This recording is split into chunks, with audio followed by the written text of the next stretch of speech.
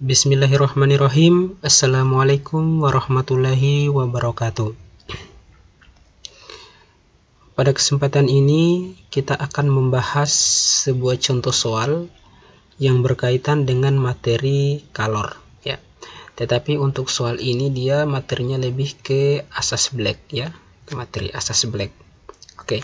Di sini ada soal potongan aluminium bermassa 200 gram dengan suhu 20 derajat Celcius dimasukkan ke dalam bejana air bermassa 100 gram dan suhunya itu 80 derajat Celcius.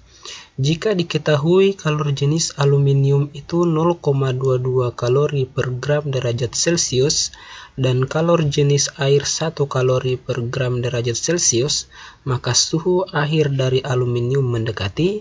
Jadi yang ditanyakan itu adalah suhu akhir dari aluminium, berarti sama saja dengan suhu campuran antara air dengan aluminium.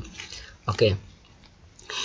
Sekilas kita bahas tentang materi kalor ya. Apa sih itu kalor? Ya, jadi kalor itu adalah energi yang merambat dari benda yang bersuhu tinggi ke benda yang bersuhu rendah. Ya, jadi saya ulangi bahwa kalor itu adalah energi yang merambat ya. Merambatnya dari mana? Dari benda yang bersuhu tinggi ke benda yang bersuhu rendah. Oke, secara umum persamaan kalor itu biasanya kita tuliskan Q sama dengan mc delta T, di mana Q itu adalah kalor itu sendiri, kemudian M itu adalah massa benda, C itu adalah kalor jenis benda, C kecil ya, bukan C besar. Beda halnya C kecil dengan C besar. Kalau C kecil itu adalah kalor jenis benda, sedangkan C besar itu adalah kapasitas kalor.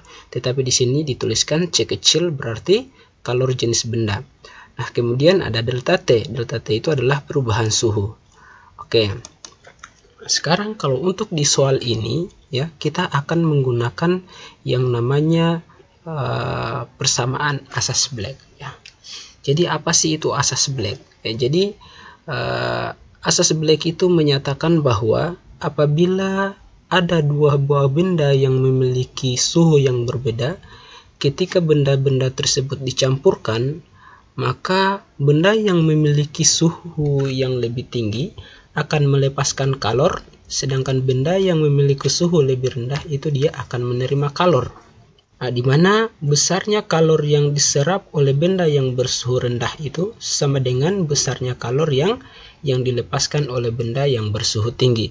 Nah, sehingga pada akhirnya kedua benda tersebut akan mencapai yang namanya kesetimbangan termal. Nah, artinya bahwa kalau sudah mencapai kesetimbangan termal berarti suhunya itu sama. Oke. Nah, sehingga di sini secara matematis itu asas Black biasa dituliskan dengan Q lepas itu sama dengan Q serap ya. Jadi persamaan asas Black itu bahwa Q lepas itu sama dengan Q serap. Oke. Sekarang kita masuk ke penyelesaian soal.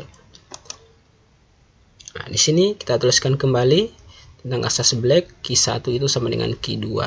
Benda 1 itu kita anggap aluminium dan benda yang kedua itu adalah air ya. Jadi Q1 itu sama dengan Q2. Oke. Nah, berarti kalau kita masukkan persamaan kalor ya, berarti kalau Q1 M1C1 delta T1, kalau Q2 berarti M2C2 delta T2. Oke. Nah, sekarang kita masukkan nilainya. Kalau untuk benda 1 itu kita anggap aluminium, berarti masanya benda 1 itu sama dengan 200 gram. Kemudian kalor jenisnya ya, C-nya itu kalor jenisnya 0,2 kalori per gram derajat Celcius. Kemudian di sini ada delta T. Delta T itu nilainya adalah TC dikurangi dengan 20 derajat Celcius. Oke, sama dengan Q2. Q2 itu adalah air, di mana masanya air itu adalah 100 gram. Dikalikan dengan kalor jenisnya, kalor jenis bendanya itu adalah 1 kalori per gram derajat Celcius, dikalikan dengan delta T, di mana delta T-nya itu adalah 80 derajat dikurangi dengan TC. Oke, pasti ada sebagian dari adik-adik yang menanyakan kenapa di sini suhu campurannya itu dimunculkan TC dikurangi dengan 20 derajat Celcius untuk aluminium, dan untuk air itu 80 derajat Celcius dikurangi dengan TC. Nah, sebenarnya asalnya itu seperti ini dia. Perhatikan ini. Di sini kan ada dua buah benda yang suhunya berbeda ya. Yang 20 derajat Celcius ini adalah suhu dari aluminium. Sedangkan yang 80 derajat Celcius ini adalah suhu dari air. Nah, ketika kita campurkan antara suhu aluminium dengan suhu air, kalau 80 derajat Celcius ini kan pasti lebih panas dari 20 derajat Celcius kan. Suhu campurannya itu antara dingin dengan panas, pasti suhu campurannya itu pasti hangat. Oke, sekarang kenapa muncul TC dikurangi dengan 20 derajat Celcius? Nah, kita lihat mana yang lebih tinggi antara suhu campuran dengan suhu aluminium. Nah, yang lebih tinggi pasti suhu campuran, makanya TC dikurangi dengan 20 derajat. Nah, kemudian untuk air, mana yang lebih tinggi antara suhu air dengan suhu campuran? Nah, yang lebih tinggi itu adalah suhu air, makanya suhu air itu dikurangi dengan suhu campuran. Nah, mana yang lebih rendah suhunya, itulah yang jadi pengurang. Oke, sekarang kita lanjut. Nah, sehingga di sini 200 dikalikan dengan 0,22 itu sama dengan 44. Kemudian TC dikurangi dengan 20 itu tetap dulu. Kemudian 100 sama dengan 100 dikalikan dengan 1 itu tetap 100 dikalikan dengan 80 derajat dikurang dengan TC. Oke. Sekarang kita tinggal kali masuk saja ya. Kita gunakan operasi matematika di sini. 44 dikalikan dengan TC pasti 44 TC. Kemudian 44 dikalikan dengan minus 20 pasti minus 880. Nah, kemudian Q2 sama dengan 100 dikalikan dengan 80. Itu sama dengan 8000. 100 dikalikan dengan TC. Nah, itu sama dengan 100 TC.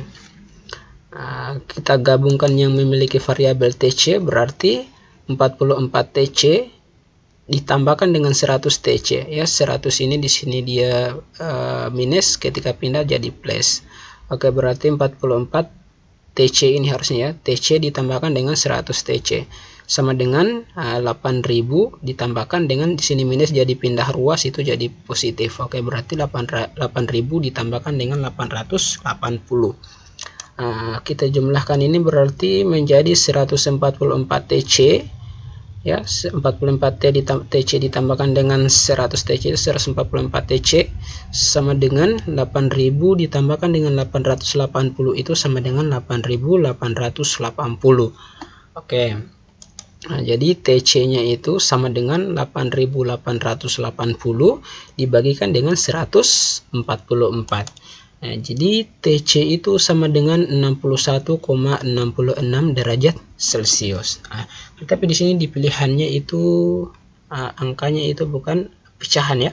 Soal juga menyatakan bahwa suhu air aluminium itu mendekati berapa. Nah, kalau mendekati ini kita bisa gunakan pembulatan.